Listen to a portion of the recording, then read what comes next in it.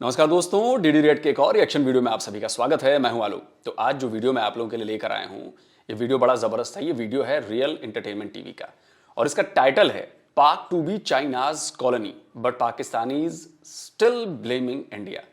यानी जो पाकिस्तान है ये चाइना की कॉलोनी बन सकता है और लेकिन जो पाकिस्तानीज हैं वो अभी तक इंडिया को ब्लेम कर रहे हैं। तो चलिए भाई देखते हैं कि पाकिस्तान के लोग इस पर क्या कह रहे हैं, क्योंकि मैं ये बात अपने वीडियोस में कहता आ रहा हूं। चलिए देखते हैं।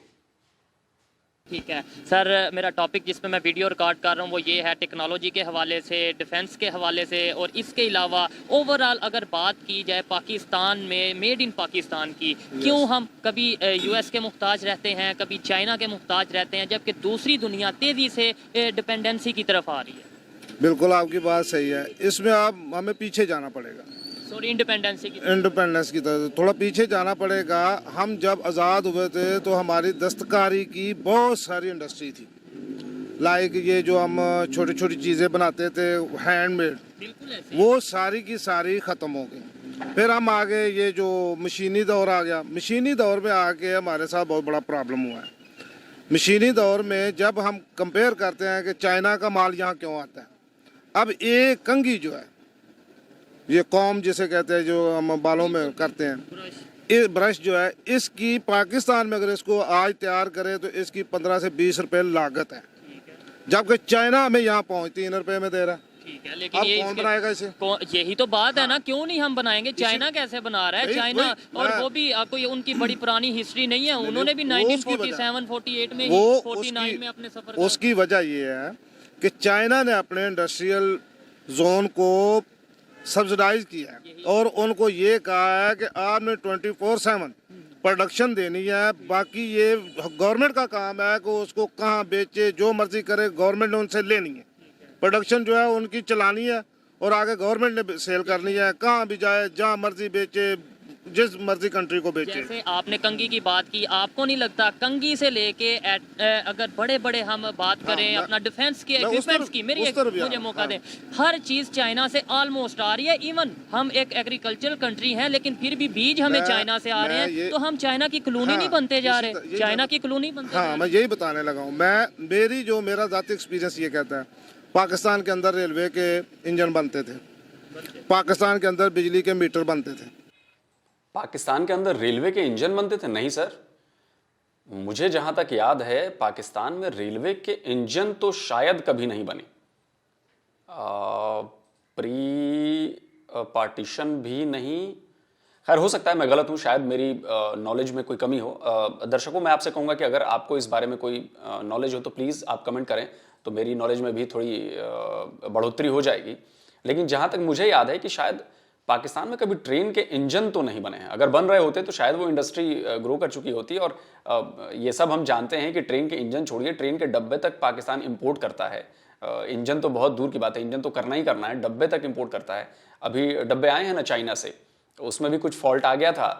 हालांकि उस फॉल्ट को ठीक किया गया, लेकिन पाकिस्तानी रेलवे के बहुत सारे पैसे लगे उसमें। और पाकिस्तानी रेलवे जो है, अब ताज़ा खबर ये है कि क्रंच इतना ज़्यादा आ गया है पैसे का और बाकी चीज़ों का कि बहुत जल्दी पाकिस्तानी रेलवे पर इसका बहुत भयानक असर देखने को मिल सकता है, ऐसा सुनने में आ रहा है। बहुत बड़ी फैक्ट्री है ये। आज से 20-30 साल पहले ये जो आप हरिपुरा ज़ारा में जाए, वहाँ पे इनकी TI telephone industry of Pakistan की अतार, वहाँ पे फैक्ट्री है। हाँ जी, वहाँ पे बहुत अच्छे मीटर जो बिजली के बनते थे, लेकिन और बहुत अच्छे जी। आप उनको जापान के साथ जो है ना वो कर सकते हैं, कंपेयर कर सकते हैं। ऐसी टेक्नोलॉजी थी, मजबूत, पायदार। लेकिन क्या हुआ, पाकिस्तान को चाइना ने सस्ते देने शुरू कर दिए। अब पाकिस्तान की कास्ट ज़्यादा है, इसी तरह रेलवे के इंजन भी वहाँ पे हम इंपोर्ट कर रहे हैं, क्योंकि हमारा अपना बनाए तो वो कास्ट पड़ती है। नंबर 2, अब डिफेंस का भी यही मसला है ना। डिफेंस जब हमारी प्रोडक्शन जितनी कम होगी उसकी कास्ट बढ़ेगी, जितनी प्रोडक्शन ज़्यादा होगी कास्ट कम होगी। अब पाकिस्तान से बाहर तो इनके हमारे जितने भी ये जो सफ़ीर ये वो बैठे हैं, वो तो वहाँ पे जाके कोई भी अपने मुल्क की प्रोडक्ट सेल करने की बात ही नहीं करता, वो तो अपने अपनी नौकरी पक्की करने की बात करते हैं। इसी तरह मैं एक दफ़ा ये इंडियन डेलीगेशन से बात हुई तो उन्होंने कहा कि हमने उनसे पूछा कि आपके मुल्क में इतनी करप्शन है, उन्होंने कहा करप्शन हमारे मुल्क में भी है, इंडिया में। उन्होंने कहा लेकिन हमारे जो है डिफरेंस ये है, लेट सपोज हमारे मुल्क में कोई भी बिजनेस मैन आता है, को काम करने के लिए, को कहता है कि हमारे साथ, लेट सपोज कोई मेडिसिन की कंपनी आती है, वो कहते हैं हम इधर मेडिसिन सेल करना चाहते हैं, कोई भी इन्वेस्टर, कोई भी आता है, मल्टीनेशनल कंपनी, हम मल्टीनेशनल कंपनी जो भी आएगी, हम उनसे ये कहते हैं, पहले सबसे हम उनसे डील करते हैं कि आए हमें रेट बताएं, रेट पे हम उनके साथ बात करेंगे, रेट हम उनको लोएस्ट पे लेके आएंगे, लोएस्ट रेट जब हमारा फाइनल हो जाएगा फिर हम उन्हें कहेंगे कि आपने ये फैक्ट्री हमारे कंट्री में लगानी है। इससे मैं 100% एग्री करता हूँ। बड़ी बड़ी फैक्ट्रियाँ, एप्पल की अगर बात करें, वो वहाँ पे मैं वही, फिर उन्होंने कहा कि रेट तय करने के बाद हम कहेंगे आप फैक्ट्री भी हमारे कंट्री में लगाएंगे, और फैसिलिटीज भी देते हाँ। हैं उन्हें मुख्तलिफ किस्म की। फिर जब वो फैक्ट्री का हमारे साथ ओके करता है तो फिर हम कहते हैं आओ अब लेबर की बात हो, कितनी लेबर होगी, 90, हम कहेंगे 100% हमें दो, इंडिया की इंडिया, हाँ इंडियन को ही रखेंगे आप, इंडियन को ही वहाँ पे एम्प्लॉयमेंट देंगे। अच्छा, यहाँ पे चाइनीज जो फैक्ट्रियाँ हैं, कंपनीज हैं, वो तो चाइना से ही अपने मैं यही बताने लगा, इसकी बात क्या है, उसने कहा ये सारा फाइनल करने के बाद आखिर में हम कहते हैं, हमारे जो ये जो मिनिस्टर होते हैं वो कहते हैं आप बताओ हमें कमीशन कितना देते हो। उसने कहा तुम्हारे मुल्क में क्या है, आपके मुल्क में यह है, यानी पाकिस्तान में जो भी कंपनी, पाकिस्तान का तो पता नहीं, लेकिन मैं ताज़ा आपको बता दूं कि अब ये बहुत हद तक, या पता नहीं कितनी पुरानी बात कर रहे हैं, शायद हो सकता है 4-5 साल पहले इन्होंने किसी डेलीगेशन से बात की हो। हाँ, करप्शन है हमारे यहाँ, लेकिन हमने पिछले 4-5 साल, 7-8 साल में हमने करप्शन को कम करने की इतनी कोशिशें की हैं, इतना नया सिस्टम लेकर आए हैं, और खासकर बिजनेस के लिए। क्योंकि देखिए, ईज ऑफ डूइंग बिजनेस अगर नहीं होगा तो बिजनेस के लिए इन्वेस्टमेंट नहीं आएगी। और जहां तक मुझे याद है कि पिछले 8 साल में हमने अपने ईज ऑफ डूइंग बिजनेस की जो रैंकिंग है उसमें सुधार लेकर आए हैं। सिंगल विंडो काम किया है, कई जगहों पर चीज़ें ठीक की, और इसी का असर है कि इतना ज़्यादा इन्वेस्टमेंट जो है वो आ रही है पूरे इंडिया में। तो मेरे हिसाब से अब ये बात पुरानी हो गई। हाँ, अभी भी है ये जो मिनिस्टर्स कट और ये वो थोड़ी बहुत चलती होगी, लेकिन बहुत हद तक हमने इस पर काबू पा लिया है। आएगी, सबसे पहले बात होगी कमीशन बताओ, उल्टा सिस्टम है। हाँ, कमीशन बताने के बाद जब हमने अपना कमीशन पहले डिसाइड कर लिया, कमीशन ले लिया, बाद में हमने उससे कोई बात तय नहीं करनी, तेरी मर्जी, जो मर्जी रेट लगाओ, जो अपनी मर्जी का जो मर्जी लगा लो, हमारा कमीशन।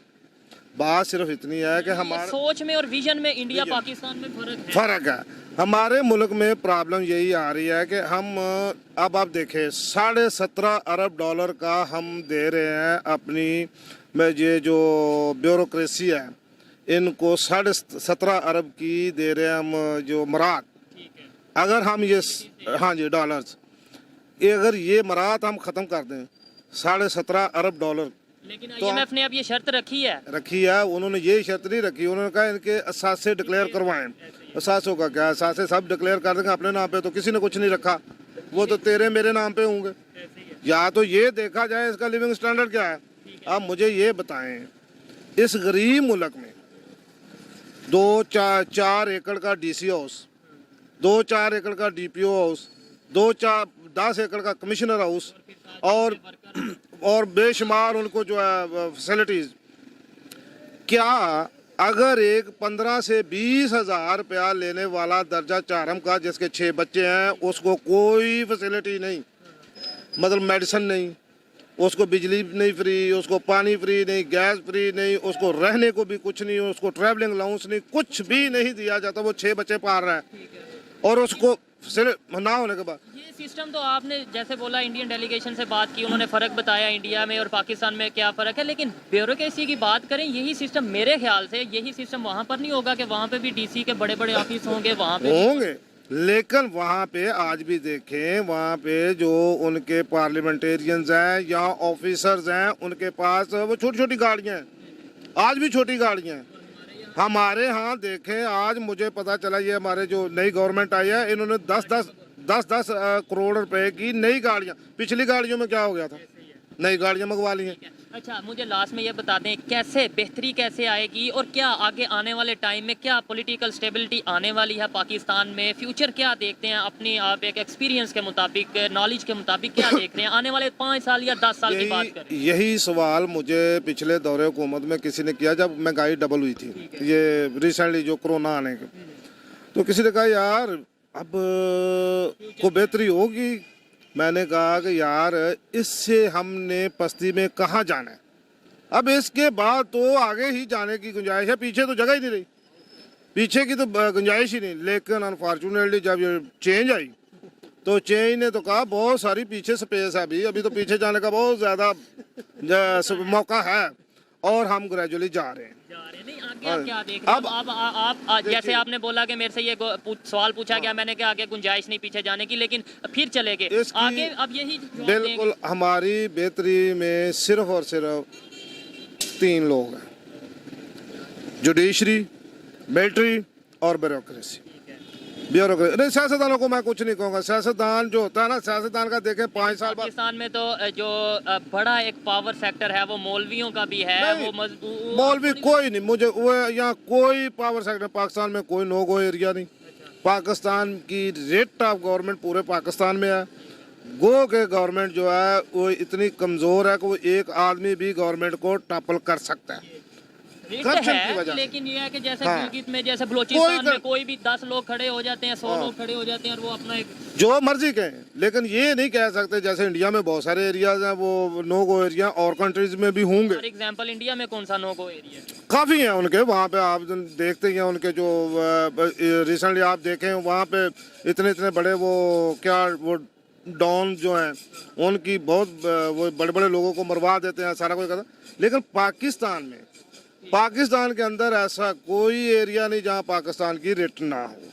यहाँ गवर्नमेंट कमज़ोर है, लोग अमीर हैं, लोग उनसे ज़्यादा ताकतवर हैं। गवर्नमेंट को ये बात पता चल गई है, वो कह रहे हैं कि अब हम पब्लिक को भी गरीब करेंगे। फिर नहीं, वो गरीब जो है ना, गरीब तबका बहुत ज़्यादा है। गरीब ज़्यादा जो है, गरीब का गुर्बत का तो मामला ही नहीं। गुर्बत तो आप कह सकते हैं 60% गरीब लोग हो गए हैं। 40% जो ऊपर है उनमें से 10% वो लोग हैं जो इस मुल्क को खा भी रहे हैं और वो ताकतवर हैं, वो हुकूमत बदल सकते हैं, हुकूमत बना सकते हैं। सर जो आप बात कर रहे हो ना कि 60% गरीब लोग हैं आपके पाकिस्तान में, इसमें थोड़ा सा करेक्शन करना चाहूँगा मैं। आपके यहाँ के एक बहुत नामी गिरामी इकोनॉमिस्ट हैं, उनका अभी सबसे ताज़ा बयान आया है। उन्होंने कहा है कि पाकिस्तान में पता है आपको कितना है, 75% के करीब लोग गरीब हैं। यानी कि 22 करोड़ या 25 करोड़ भी मान लें तो उनमें से 75% लोग गरीब हैं। यानी कि 100 में से 75 लोग गरीब हैं, 25 लोग जो हैं वो ठीक ठाक अमीर हैं या कमा खा रहे हैं। ये भी है, तो सुन लीजिए ज़रा उनकी बातों को। पॉवर्टी लाइन से नीचे जो हैं वो अबाउट 35% हैं ऑफिशियली, ठीक है। उसके ऊपर भी आगे 35% जो है वो गरीब हैं।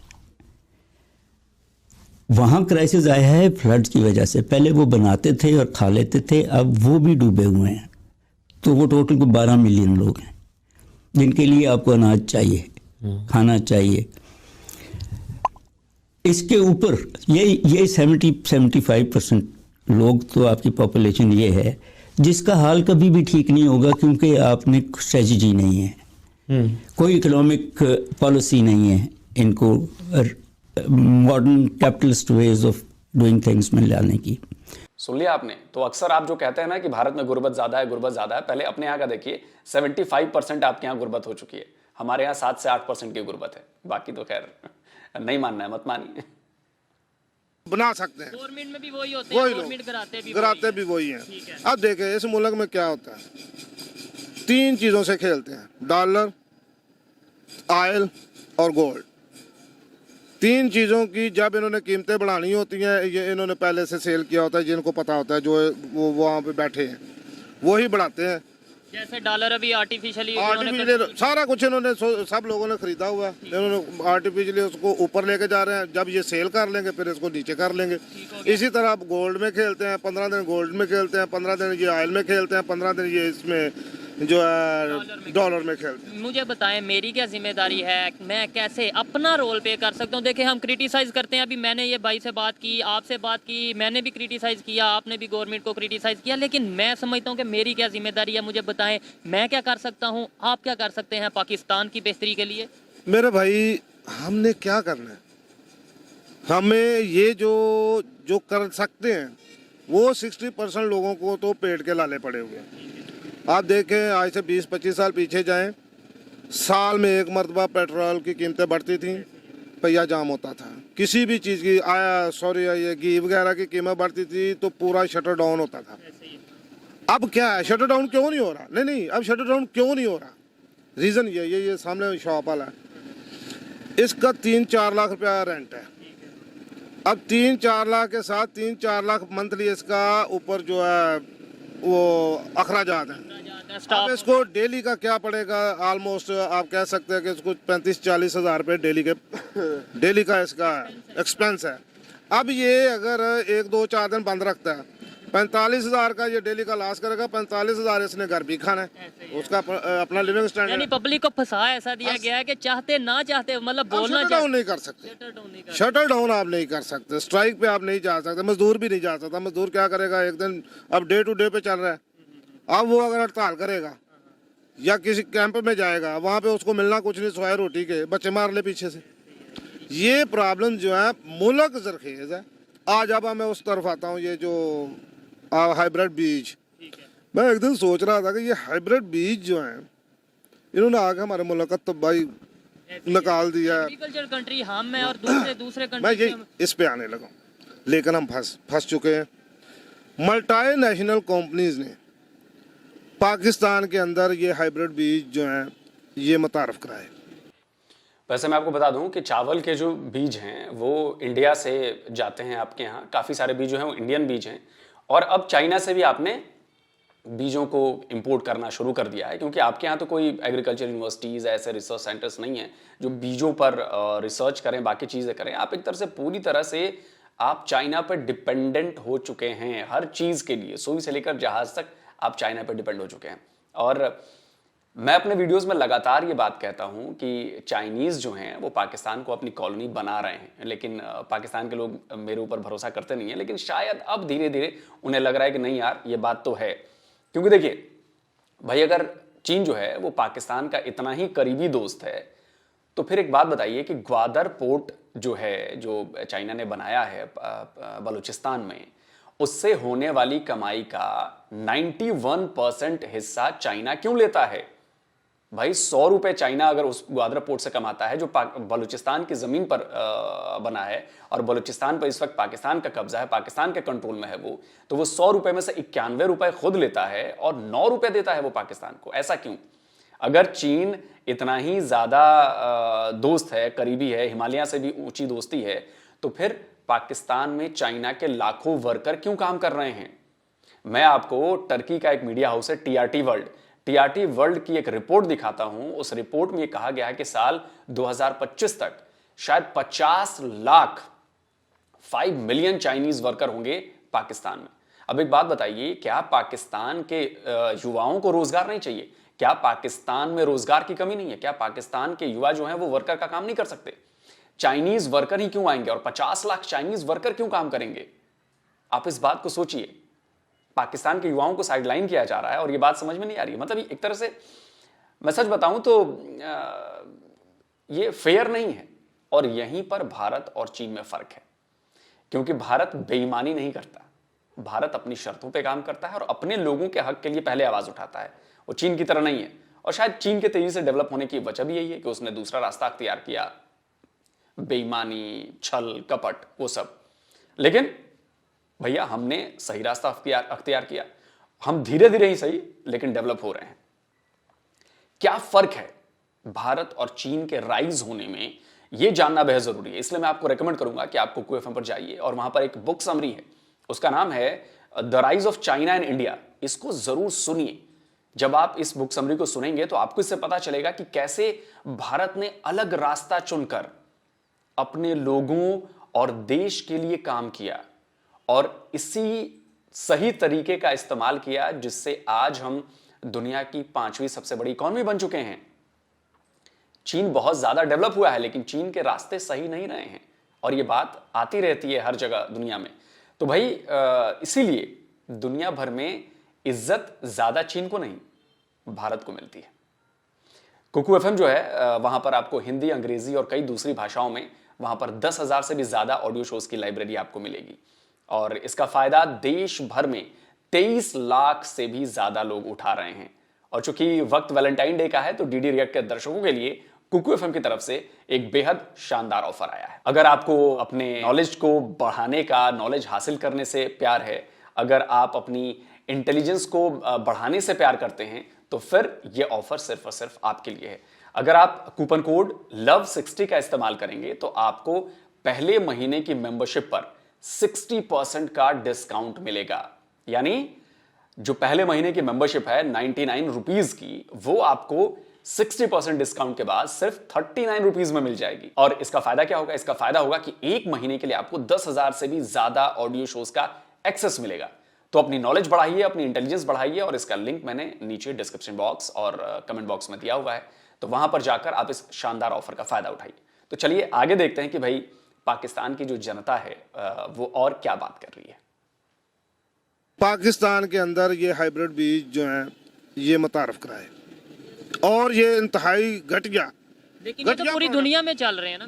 मैं बताने लगा हूँ, हमारा अपना एक कल्चर था, हमारा अपना एक रिच कंट्री है, अपना खुद का देखे हमने ये जो हाइब्रिड बीज लेके, तो हमारी गंदम की आज भी 20-25 मन एवरेज है।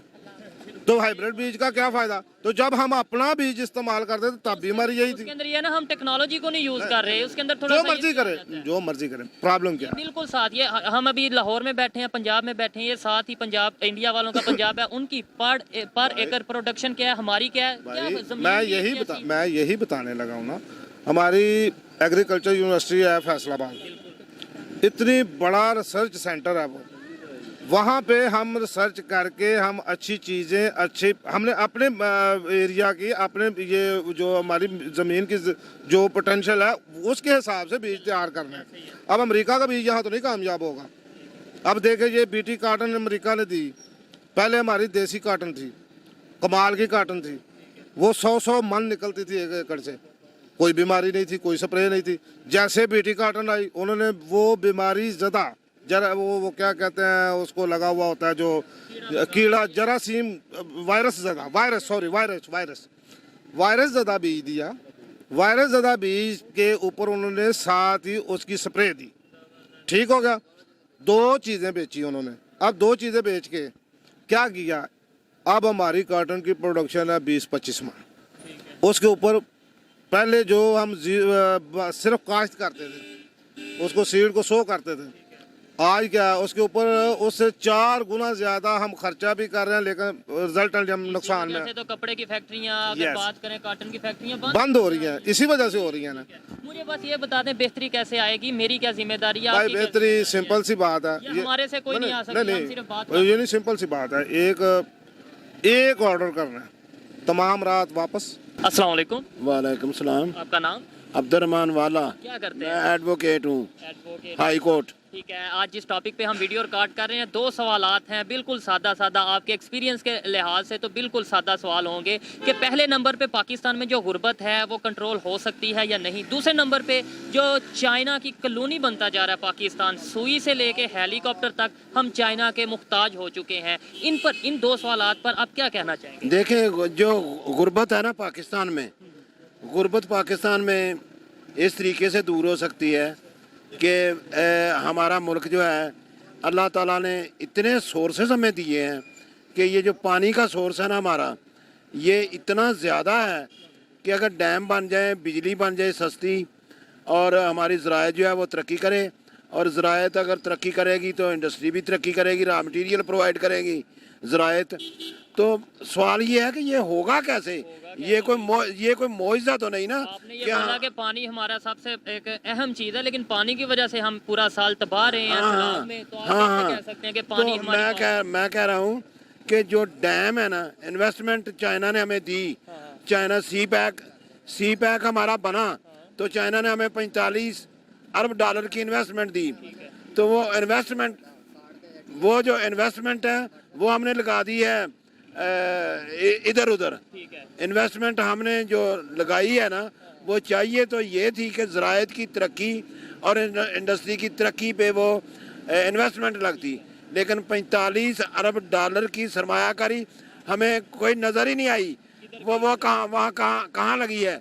वो लगी है सड़कें बनाने के लिए और जो है ना गलियां नालियां बनाने के लिए। दुनिया तेजी से इंडिपेंडेंसी की तरफ आ रही है, बिल्कुल साथ नेबर है इंडिया। इंडिया को भी ना बात करें, बांग्लादेश की बात कर लें, वो अपनी फैक्ट्रियां खुद लगा रहे हैं, उनकी वहाँ तेजी से फैक्ट्रियां बढ़ रही हैं, टेक्सटाइल इंडस्ट्री। और पाकिस्तान में फैक्ट्रियां खत्म हो रही हैं। मुझे बात करने दें कि जब वो इन्वेस्टमेंट जी थी 45 अरब डॉलर की, वो अगर लगाई जाती ज़राअत की तरक्की पे, यहाँ ज़राअत की तरक्की होती और फिर रॉ मटेरियल पैदा होता और फिर कारखाने लगते और जो ज़र मुबादला है हमारे पास आता तो हम दुनिया में तरक्की करते।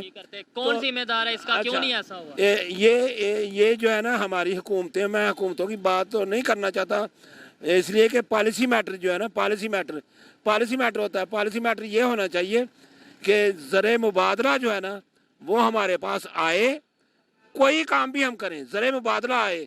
ज़र मुबादला जब आएगा, ज़र मुबादला रेवेन्यू और चीज़ है। ज़र मुबादला जो है वो हमारे पास है ही नहीं है। मुल्क कह रहे हैं कि बैंकरप्ट हो रहा है, वो दिवालिया हो रहा है, डिफ़ॉल्ट की तरफ जा रहा है। असल मसला ये है कि जो हमारी इन्वेस्टमेंट है ना 45 अरब डॉलर की, वो किसी काम पे नहीं लगाई गई कि जहाँ से हमें ज़र मुबादला आए। ठीक है, वो तो वो लगा दी गई है गलियों नालियों पे और सड़कों पे, तो वहाँ से क्या आएगा? वहाँ से कुछ भी नहीं आएगा। मैं ये कह रहा हूँ, अब ये जो हम फंस चुके हैं हर चीज़ पे, हम जो उनसे इन्हिसार करते हैं चाइना पे, ये कैसे बाहर निकले? अपनी प्रोडक्शन कैसे करें, चाहे वो हमारी डिफेंस की प्रोडक्शन इक्विपमेंट्स हो या फिर ओवरऑल हमारी। मैं कह रहा हूँ हमारी जो प्रोडक्शन है ना, हमें आज भी इन्वेस्टमेंट मिल सकती है। इधर से कहीं से भी, दुनिया से भी हम इन्वेस्टमेंट ले आए, तो मसला ये है कि ट्रस्ट नहीं ना कर रहा। मैं कह रहा हूँ ट्रस्ट कर रहे हैं या नहीं कर रहे हैं, मिल जाएगी हमें इन्वेस्टमेंट, लेकिन जब इन्वेस्टमेंट हमें मिलेगी तो हम वो गैर पैदावारी ज़राए पे लगाएंगे। हमें पैदावारी ज़राए पे जो इन्वेस्टमेंट है ना वो लगानी चाहिए। हमें कर्ज़े का कोई फ़ायदा नहीं होता, इसलिए कि कर्ज़े से जो है ना ज़र मुबादला नहीं आता। ज़र मुबादला आता है ज़राअत की तरक्की से, और ज़राअत की तरक्की के बाद रॉ मटेरियल जो है वो तो कारखाने लगेंगे, तो इन्वेस्टमेंट तो हमें मिल जाएगी। ये देखें, हमें ये नहीं चाहिए कि कोई हमें इमदाद दे दे तो मुल्क खड़ा हो जाएगा अपने पाँव पे। कोई हमें इमदाद दे दे मुल्क खड़ा हो जाएगा, कोई हमें कर्जा दे दे तो मुल्क खड़ा हो जाएगा। हमें कर्जा भी मिल जाए, इमदाद भी मिल जाए, लेकिन मुल्क अपने पाँव पे खड़ा नहीं हो सकता।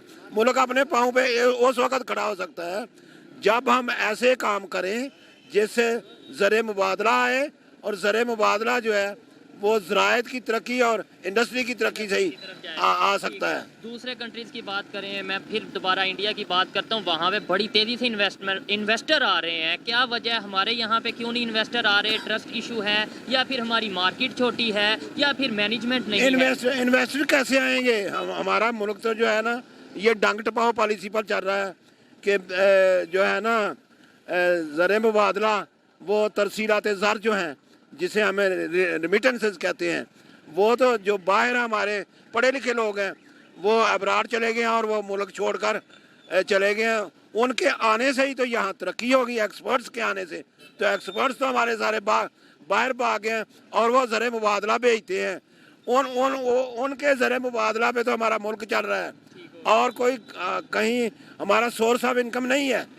इनकम ज़र मुबादला को कहते हैं। ठीक हो गया। बेहतरी की कोई उम्मीद है? लास्ट में बेहतरी की उम्मीद सिर्फ ये है कि हमें जहाँ कहीं से भी पैसा मिले वो हम ज़राअत की तरक्की पे लगाएं।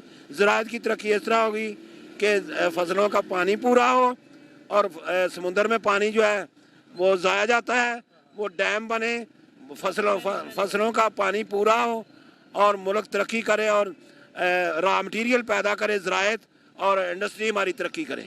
बिल्कुल, जो इन्होंने बात की है कि कैसे गुर्बत दूर हो सकती। पाकिस्तान एक एग्रीकल्चर कंट्री था, ये हमें बताया जाता रहा, एग्रीकल्चर कंट्री है, अभी भी हमें बताया जाता रहा, लेकिन आगे एग्रीकल्चर कंट्री तभी रहेगा जब हम फसलों का सिस्टम, अपना मैनेजमेंट, वाटर मैनेजमेंट को प्रॉपर तरीके से करेंगे और एडवांस टेक्नोलॉजी को अपने एग्रीकल्चर सिस्टम में ऐड करेंगे। अच्छा लगा इनसे बात करके। तो दोस्तों वीडियो शायद यहीं तक था और आपने देख लिया। देखिए, जो बात उन्होंने कही कि ये बीज वो बीज, देखिए हाइब्रिड बीज तो चाहिए क्योंकि आपको पैदावार बढ़ानी है, लेकिन पैदावार सिर्फ बीजों से नहीं बढ़ती है, वो बीज तो जमीन पर लगेंगे ना। आपके मिट्टी की कंडीशन कैसी है, वो पैदावार हो पाएगी, उपजाऊ है नहीं है, मिट्टी में कमी है। तो देखिए इसका इंडिया में क्या किया, टाइम के साथ हमने बहुत सारे बदलाव किए हैं। हमारे जो एग्रीकल्चर यूनिवर्सिटीज़ हैं, कॉलेजेस हैं, रिसर्च सेंटर्स हैं, वो सब लगातार इन सारी चीज़ों पर रिसर्च कर रहे हैं और उसी का नतीजा है कि हमने पैदावार, शायद आपके यहाँ से हमारे यहाँ डबल पैदावार होती है सेम 1 एकड़ में। मैं आपको बताऊं कि हमारे यहाँ अभी सॉयल हेल्थ कार्ड्स बांटे गए हैं। उनका पता है क्या काम है? उनका काम है कि भाई जमीन की जांच, जमीन अगर आपकी अच्छी हो जाएगी, उस जांच से पता चलता है कि भाई किस आपकी जमीन में क्या कमी है, किस चीज की कमी है, वो कमी पूरी की जाती है। फिर उस जमीन को उस लेवल पर लेकर आया जाता है कि इससे उपज बढ़ेगी और फिर वहां पर एंट्री होती है जो हाइब्रिड बीज हैं या जो नए बीज रिसर्च करके आ रहे हैं उनका। जब वो बीज उस हेल्दी जमीन में डाले जाते हैं, उपजाऊ जमीन में, क्योंकि ये देखने से पता नहीं चलता है कि आपकी जमीन आपने गोबर की खाद डाल दी है, डाल दिया, वो डाल दिया, उससे नहीं होता।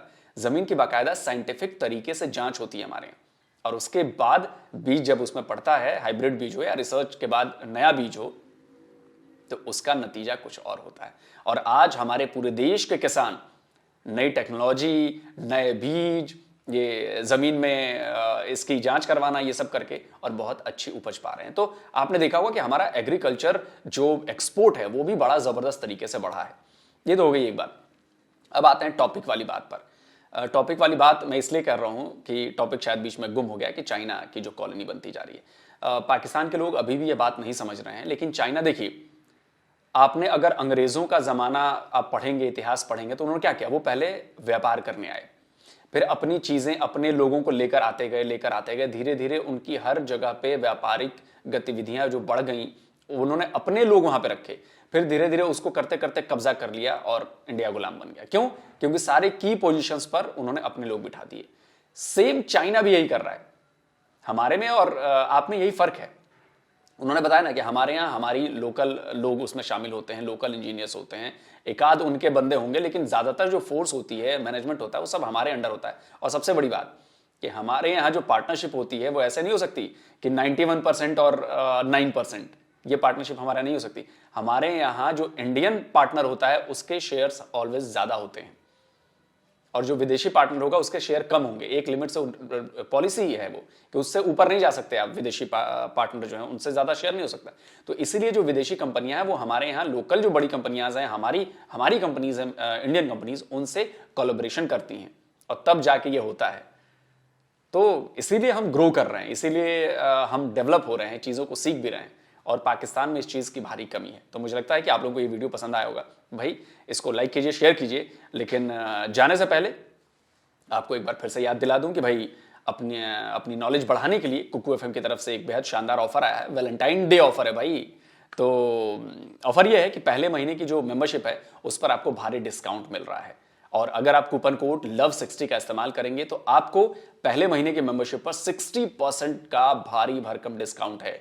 यानी पहले महीने के लिए जो 99 रुपीज की मेंबरशिप का जो फी है वो आपको सिर्फ 39 रुपीज में मिल रही है। तो एक महीने के लिए आपको सिर्फ 39 रुपीज में 10,000 से ज्यादा ऑडियो शोज की लाइब्रेरी का एक्सेस मिलेगा। तो जाइए और इस ऑफर का फायदा उठाइए, अपनी नॉलेज को बढ़ाइए, अपनी इंटेलिजेंस को बढ़ाइए। तो जल्दी मिलता हूं एक और नए वीडियो के साथ। नमस्कार, जय हिंद।